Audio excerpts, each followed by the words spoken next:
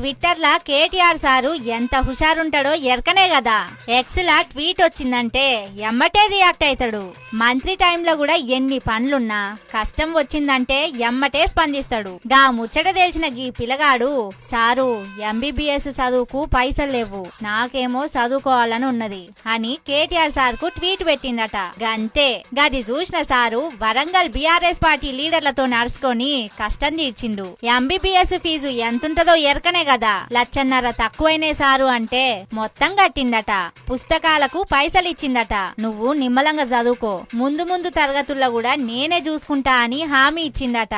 ఇగో గీ తమ్ముడు గదే చెప్తున్నాడు. ఏం తమ్ముడు, సీఎం రేవంత్ సార్ ఉండంగా గిట్లా పదవిలో లేని కేటీఆర్ సార్ ను ఎందుకు సాయం అడగాలనిపించిందంటే ఏం చెబుతున్నాడో ఇనుర్రి.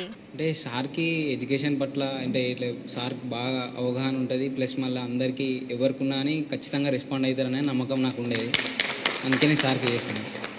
గట్లుంటది మరి. పెద్ద చేతినే అడగబుద్ధి అవుతుంది గాని రాష్ట్రాన్ని దగా చేసేటోళ్ల తెరువు పోతారా ఎవరైనా?